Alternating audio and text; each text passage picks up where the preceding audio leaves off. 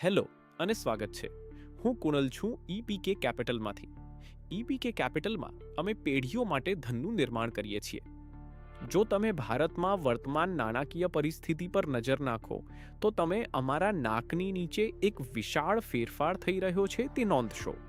પરંપરાગત વારસાગત બેન્કો, જે ઘરેલું નામો છે, જેના પર અમે દાયકાઓથી વિશ્વાસ રાખ્યો છે, હાલમાં માનક ફિક્સ્ડ ડિપોઝિટ્સ પર લગભગ 6% થી 6.5% વ્યાજ ઓફર કરી રહી છે. પરંતુ પછી તમે આકાશમાં નજર કરો અને એક અલગ પ્રકારની સંસ્થાઓ જુઓ. નાના નાણાકીય બેન્કો વરિષ્ઠ નાગરિકો માટે 7.5%, 8% અથવા તો 8.5% સુધી આકર્ષક વ્યાજ દરો ઓફર કરી રહ્યા છે.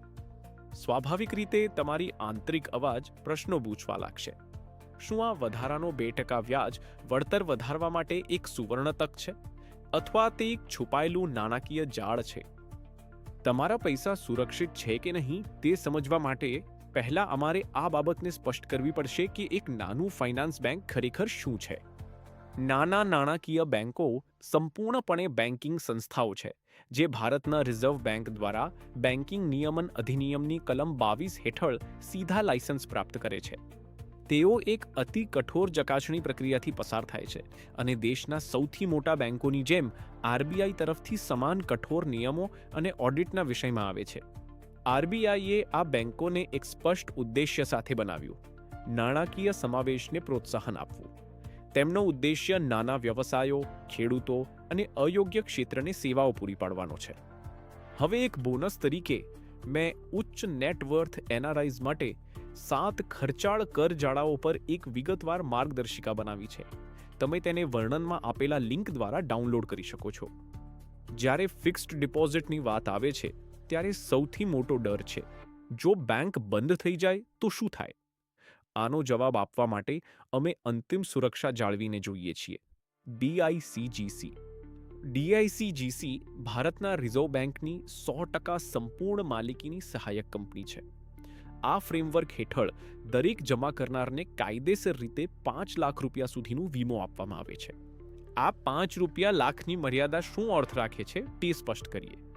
આ મર્યાદામાં તમારી મુખ્ય રોકાણ રકમ અને તમે કમાયેલી વ્યાજની રકમ બંનેનો સમાવેશ થાય છે. કડક સુરક્ષા દ્રષ્ટિકોણથી નાના નાણાકીય બેંકમાં જમા કરાવેલું રકમ ભારતના સૌથી મોટા વેપાર બેંકમાં જમા કરાવેલા રકમ જેટલું જ કાનૂની સુરક્ષા મેળવે છે. માલિકીના વિશ્વમાં મફત ભોજન જેવી કોઈ વસ્તુ નથી. જો નાના નાણાકીય બેંકો તમને વધુ ચૂકવી રહ્યા છે તો તેમની પાસે એક તર્કસંગત વ્યાપારિક કારણ હોવું જોઈએ.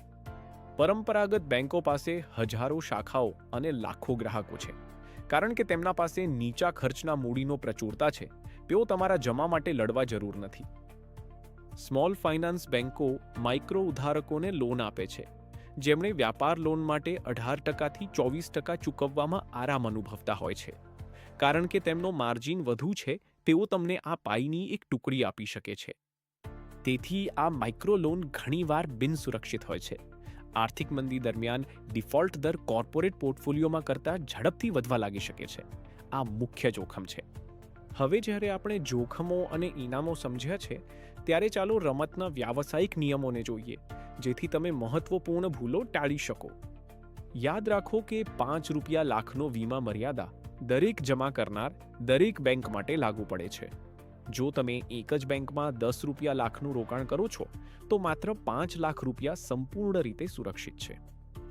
સંપૂર્ણ સુરક્ષા જાળવવા માટે તમારો પ્રાથમિક મૂડી થોડું ઓછું ગોઠવવું જોઈએ, લગભગ 4.25 લાખ રૂપિયા, જેથી કુલ ચૂકવણી 5 લાખની મર્યાદા હેઠળ રહે. તાજેતરના સુધારાઓ હેઠળ ડીઆઈસીજીસી હવે કાયદેસર રીતે નિશ્ચિત રકમ 90 દિવસના કડક સમયગાળામાં પરત કરવાનું ફરજિયાત છે. આ તમારી મૂડીને બંધ કરવામાં આવતી સમયસીમાને ઘટાડે છે. ધન વ્યવસ્થાપન નિષ્ણાતો તરીકે અમે ક્યારેય ક્લાયન્ટને ડરથી તકોથી દૂર રહેવા માટે સલાહ નથી આપતા. મુખ્ય બાબત છે વ્યૂહાત્મક સંપત્તિ વિતરણ અને મલ્ટી બેંક ફેલાવવાની વ્યૂહરચના. 15 લાખને એક જ બેંકમાં મૂકવાને બદલે તમે મૂડીને વિભાજિત કરો. માનો 4.25 લાખ રૂપિયા બેંક એ, બેંક બી અને બેંક સીમાં.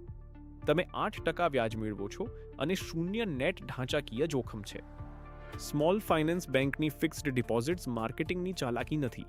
તે એક અત્યંત નિયમિત, ગણિતીય રીતે મજબૂત સાધન છે જે તમને મોંઘવારીને હરાવવામાં મદદ કરવા માટે ડિઝાઇન કરવામાં આવ્યું છે. જો તમે તમારા વર્તમાન પોર્ટફોલિયોની વ્યવસાયિક મૂલ્યાંકન મેળવવા માંગતા હો અથવા તમારા રોકાણોને સુરક્ષિત રીતે ગોઠવવા માટે કેવી રીતે અન્વેષણ કરવું તે જાણવા માંગતા હો, તો અમે તમને અમારી સાથે વાતચીત શરૂ કરવા માટે આમંત્રણ આપીએ છીએ. આજના તમારા સમય માટે આભાર. હું કુનાલ છું EPK કેપિટલમાંથી, જ્યાં અમે પેઢીઓ માટે ધન બનાવીએ છીએ. ધ્યાન રાખજો અને અમે તમને અમારી આગામી ચર્ચામાં મળશું.